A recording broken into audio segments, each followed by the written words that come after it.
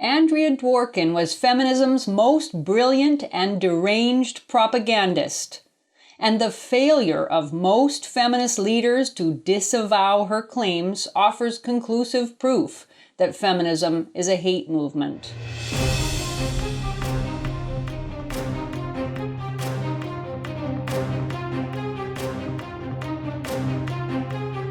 I'm Janice Fiamengo, and this is the Fiamengo File 2.0.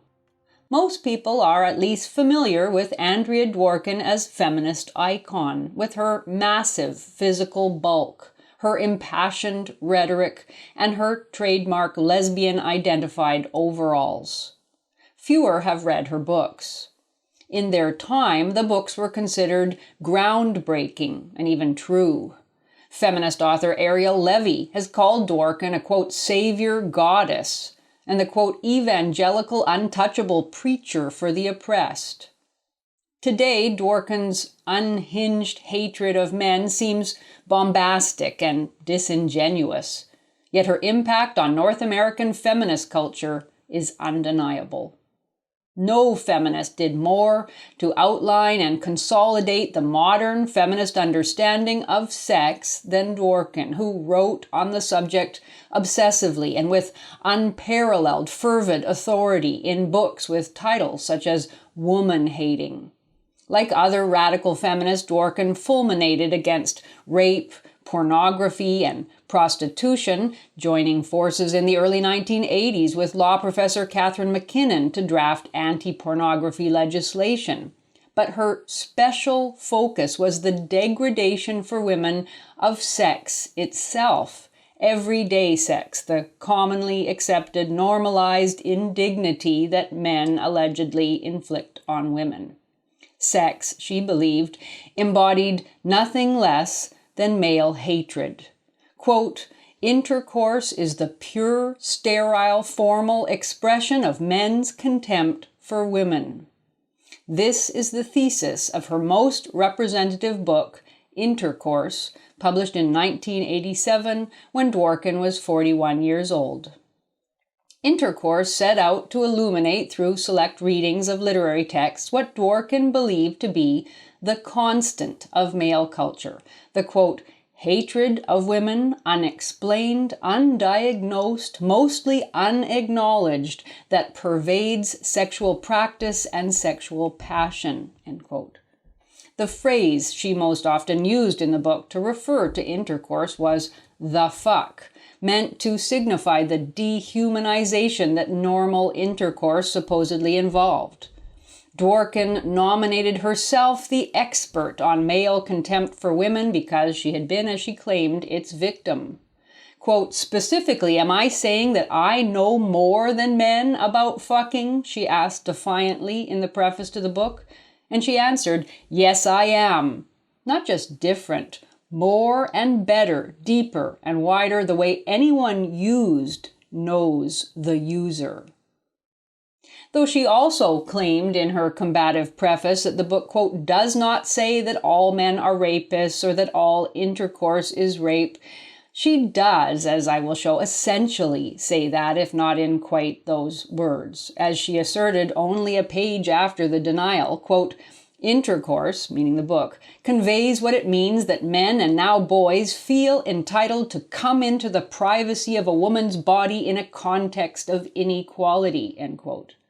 In another segment, she clarified that most, even the vast majority of men are sexually abusive.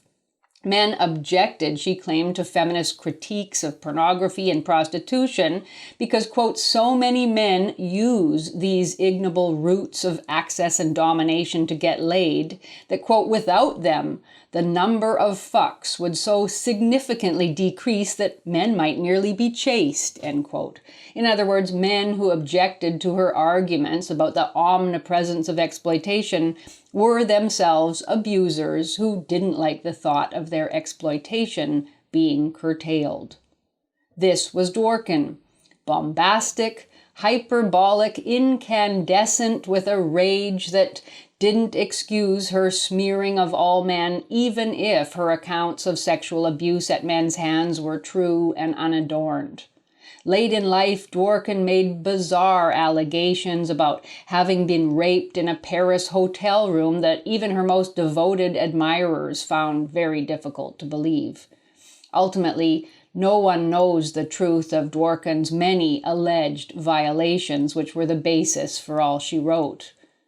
Dworkin said she had been molested or raped at around 9 years of age, later abused by New York City prison doctors at age 18 after her arrest during a Vietnam War protest, and then badly beaten many times by a man she had married in Amsterdam in the early 1970s.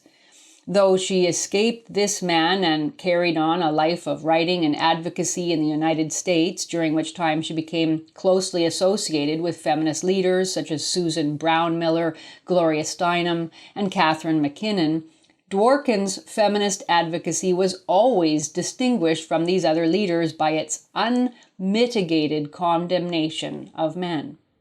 And to this day, the vast majority of feminist leaders are undisturbed by Dworkin's bigotry, justifying it as understandable, even necessary and helpful.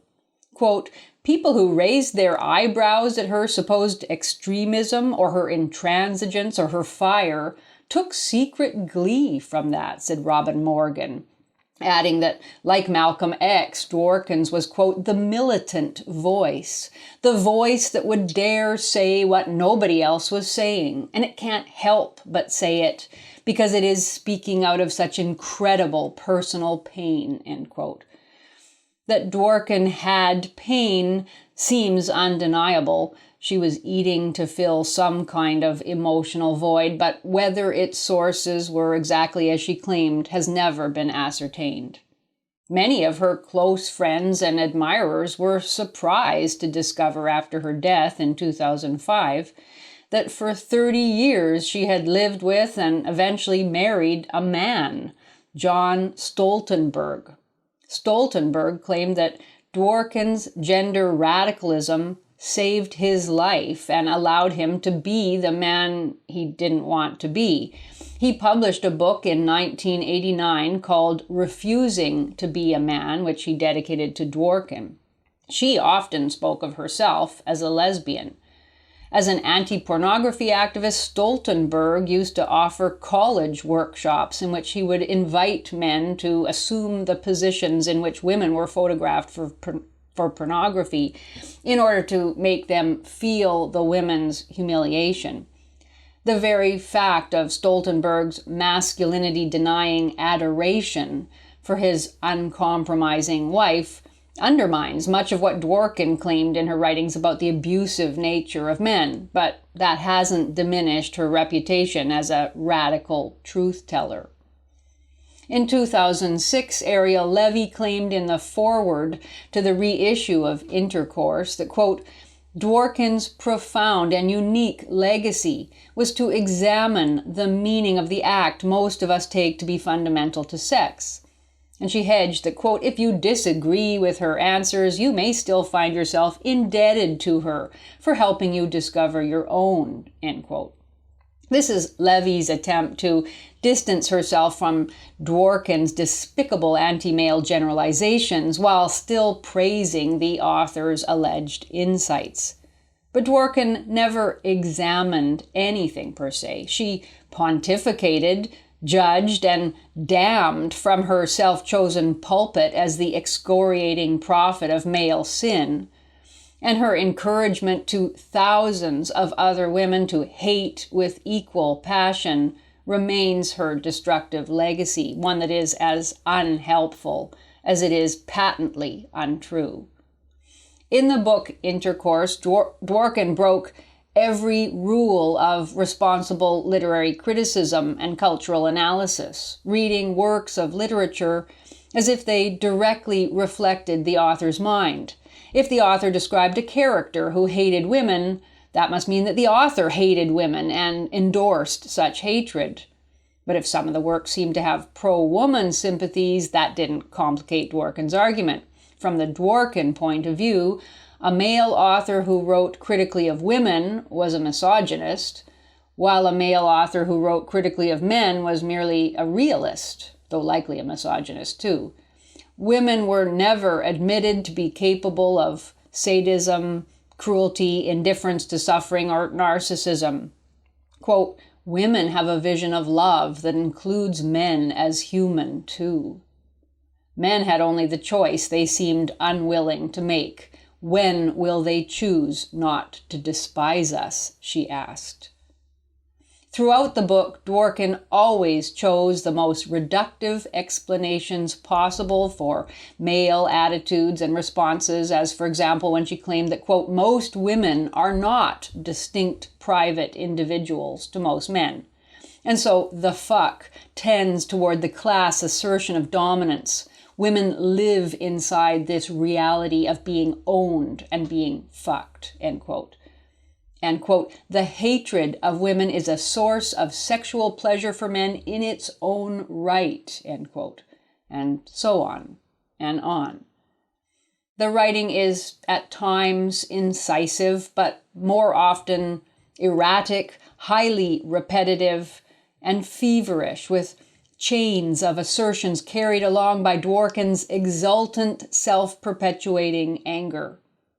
It is testimony to the delusional bitterness of feminist ideology that such ranting has been taken as insight, and one need only read the eulogies upon Dworkin's death and the many commendations of her brilliance to see how many feminists are still unashamed to admire, even while denying, Dworkin's openly expressed hatred. At times in the book, Dworkin seemed to suggest that a sexuality of loving equality between men and women might be possible, but the only concrete example she was willing to provide was self-admittedly not equal but female supremacist. It was the model imagined by 19th century American feminist Victoria Woodhull, whom she called, quote, the great advocate of the female-first model of intercourse, for whom, quote, women had a natural right, a right that inhered in the nature of intercourse itself, to be entirely self-determining, the controlling and dominating partner, the one whose desire determined the event, the one who both initiates and is the final authority on what the sex is and will be, end quote.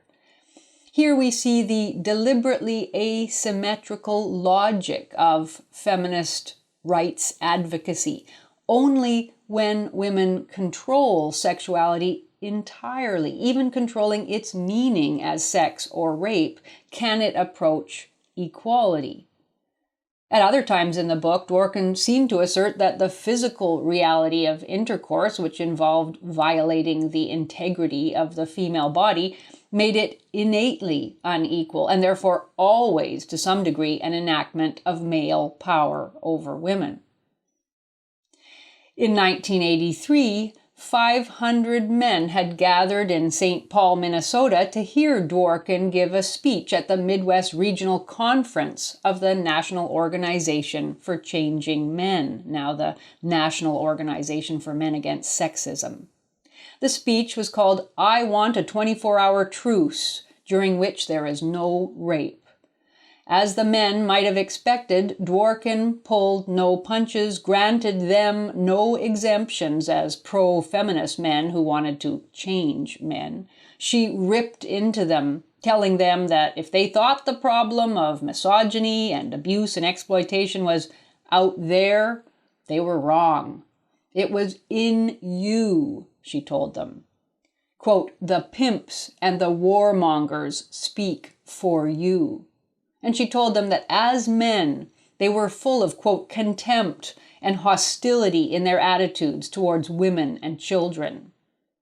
She harangued them, derided them, and threatened them that if they couldn't end rape, at least for one day, they could never claim to believe in equality or care about women. They hadn't done it because they clearly didn't really want to. And therefore, she said, quote, the shame of men in front of women was an appropriate response both to what men do and to what men do not do. Until they could end rape and call off their side, as she called it, their shame and guilt were not good enough. That was what Dworkin had to give to men. Shame and guilt, endless denunciation, and the impossible task of ending rape, which she claimed was so little to ask. They could also live like her gay husband, writing articles and books about how they had renounced being men and encouraging other men to feel shame. And even then, they would have to look every day, metaphorically at least, as Stoltenberg had actually looked at a poster in his home that said, "Dead men don't rape," the poster that Dworkin had placed above the desk where she wrote her screeds. No wonder Stoltenberg couldn't bear to be a man. Even renouncing manhood was never enough for Andrea Dworkin and the legions of feminists she continues to inspire.